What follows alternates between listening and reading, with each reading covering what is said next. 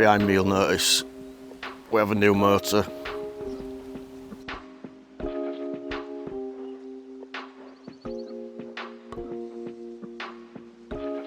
This one's not for me though, this one's for my girlfriend. She's been after something for quite a while, and looking down the like BMW X3 and Mercedes GLC route, saw this on Copart, bit of a bargain.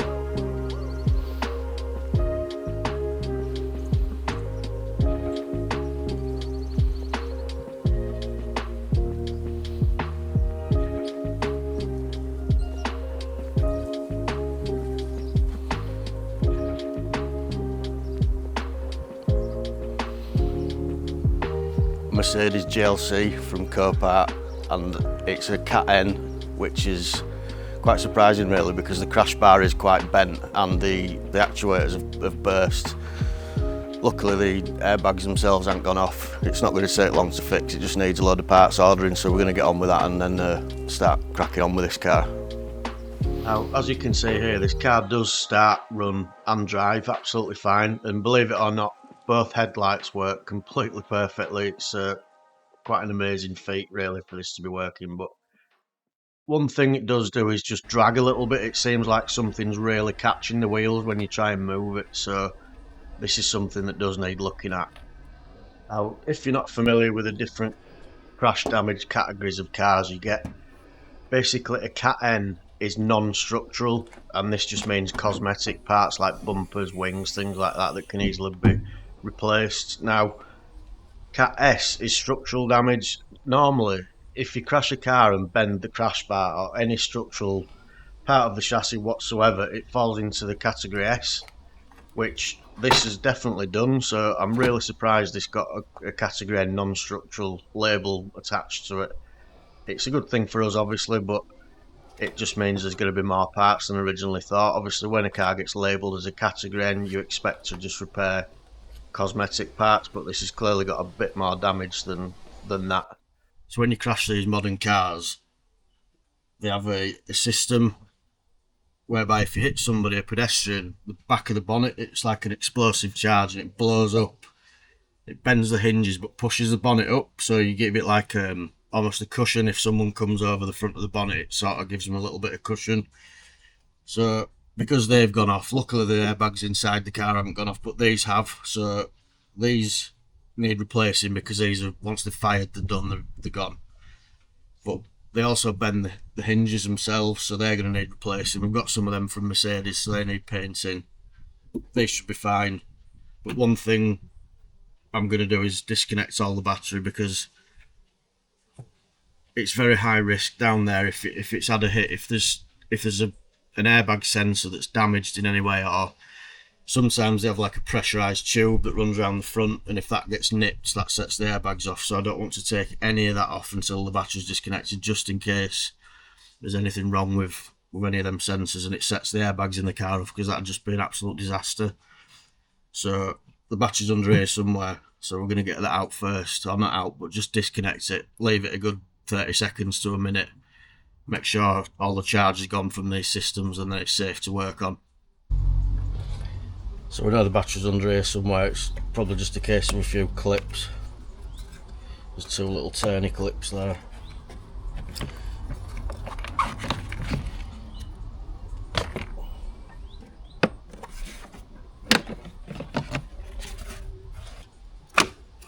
I'll take the protective cover off. Take the negative lead off first. And then the positive. Just put that under there to make sure it doesn't reconnect. Right, now we'll leave that for a minute or two before we touch anything else. Right, I've got the car jacked up now and took the passenger side wheel off where it looked like it were it sounded like it were catching. When you tried turning the wheel and driving it, it was kind of jumping a little bit, scraping, so yeah, it definitely was. You can see there where the crash bar has come through the inner arch liner, and it's absolutely ripped the tyre to bits. You can see there, I really can't see that ever passing an MOT again. It's really scored it up.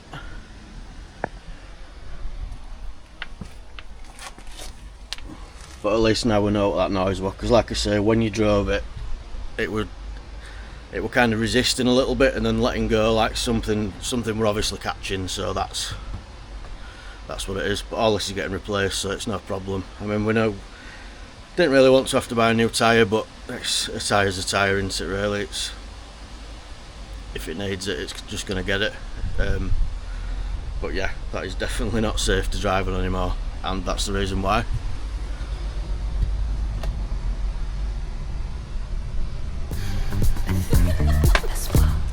So the next thing to do is cue the music and start stripping this car down.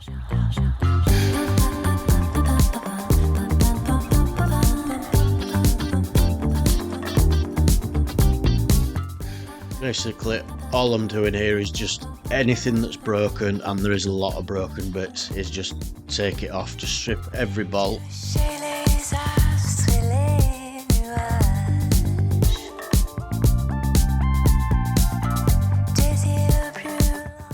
Every broken panel, bumper, the headlights, the crash bar, the slam panel, the bonnet hinges, the light brackets, absolutely anything that's bent, damaged, or even looks badly scratched is coming off.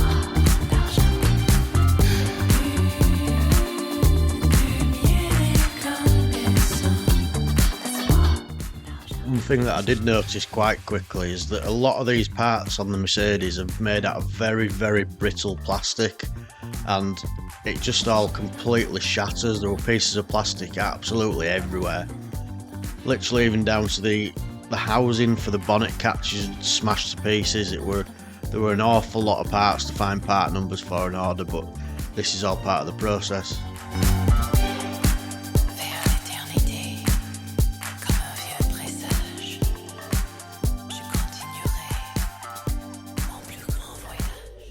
So while the car were being stripped, there were some parts that were obviously needed, and they started to arrive, like the bumper, the bonnet, things like that. Now this we got very lucky with. Just at the right time we actually saw a GLC, the exact same model and make, bonnet, painted the right colour on eBay, and it was, I think it was £550, but looked in very good condition, to be honest. So once it had arrived, we had a quick look round it, realised yes, it was in quite good condition, but it can always be improved on. Obviously it's second hand, so there was a few stone chips. So the first thing to do is just give it a quick clay bar to remove any contaminants off the paintwork. After this, it's just a good polish, a machine polish with a dual action polisher and some quite heavy cut polish. It's like a compound and polishing one, just to really refine it, get rid of any swirl marks and scratches, just to see if it needed any paint at all. And it turned out really well, actually. Obviously there's a few stone chips which we'll address later on, but that's no problem. Overall this bonnet's spot on. It's not bent, it's not dented, and yep, it looks good, so that's a win.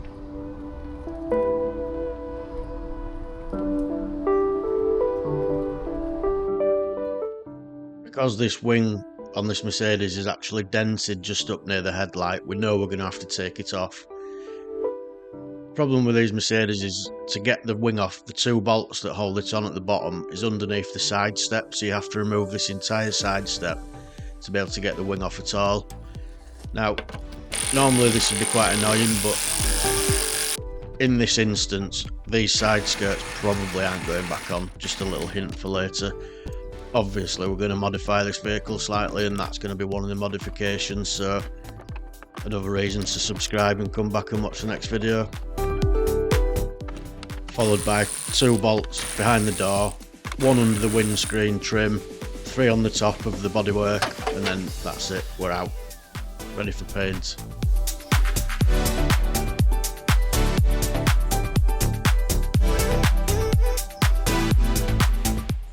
Next up, it's time to strip down this new bumper. Now this was bought second hand and it has been painted at some point, just a little bit of it. I think it must have had some scratching, but the plastics are all absolutely fine, all the trims are there, all parts of the bumper are absolutely fine, the mounting tabs are perfect, so it's just a case of stripping down all the grills, everything off it, and getting it ready for a lick of paint basically. Now all these parts are going to be taken off. The old bumper that's going to be stripped down as well, and then out of all the parts that we've got, it's going to be built back up. Again, the grill's going to be different, the lower part of the bumper is going to be different, because you know on this channel we like to modify things slightly, try and make it look a little bit more personalised.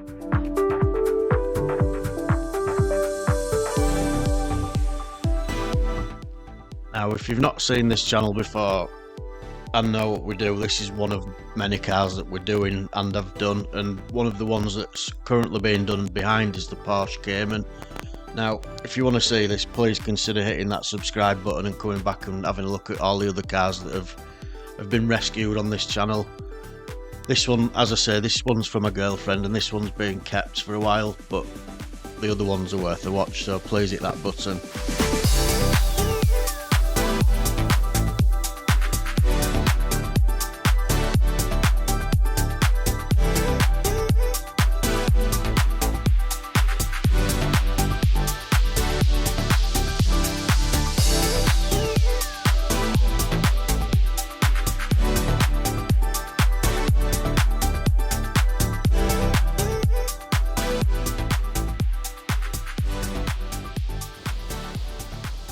Now this car is classed as a Category N damage, which just means that there's no structural damage. A Category S is structural damage, but after looking a little bit more closely at this, I think it really should have been a Cat S. You have at the front, I'll show you,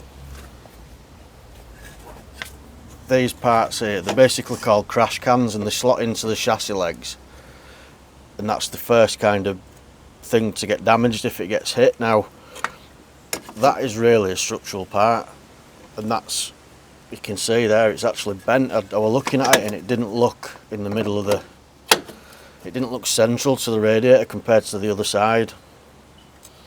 So now it's out, you can see it's got a little ripple in it, so that's going to have to be replaced. Now this lot down here, I've loosened this off. This looked bent as well, but it's not, it's just got a lot of adjustment, this lot. So there's a bracket that goes on there which is going to need replacing because that's bent. Now I've looked very, very closely at all this, the main chassis leg, and there's no damage to that at all. It's had quite a whack from the side just to bend this part, but that can be replaced. That's just a bolt on part. So there's a few other little brackets and bits like that that I'll show you soon, like the bonnet clips and stuff like that. There's just loads of little parts on this that are wrecked basically, or bent. Some of it's usable again, so most of it's not though. You can see there's just a lot of plastic everywhere from bits that have snapped.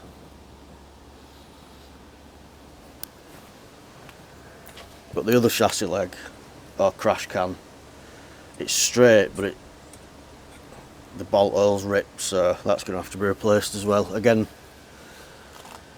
no damage at all to the main chassis legs, and this, this slot's fine. It just needs adjusting back to straight once the new crash bar's on it. So we're pretty much stripped now. Obviously I'm just going to leave the bonnet on for now, just in case it rains, but yeah, it's just going to be a case of ordering a load of parts now, and then we can start to build it after a bit of paint as well, because we've got the new front bumper and there were a bit of damage to the wing which needs painting, so we'll get on that now. And then yeah, we'll be ready for the next video when we start to rebuild it.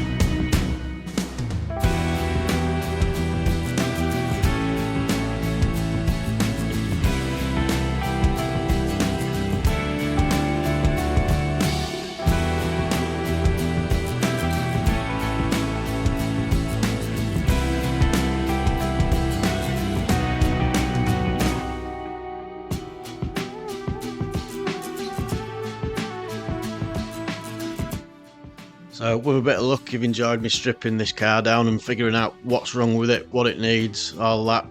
If you have liked it, please hit that like button and please consider subscribing to this channel if you want to see all the other cars and content that we're doing. It's just quite a short video compared to the next video I'm going to do. Obviously there's a hell of a lot of parts to order, a lot of part numbers to find off all these broken parts of plastic. I think we've got them all. Obviously once it starts going back together, you never know, there might be one or two little things that aren't quite right that need ordering, but on the whole I think we're getting there with it now with all the parts arriving. So the next video is going to be the whole build process, because we're actually using this in just over a week's time. There's somewhere we've really wanted to go for a while, and this is the car that we're going to do it in, like a bit of a road trip just to really test it. Plus the car's going back to Mercedes as well for them to look over it and get a full service and MOT.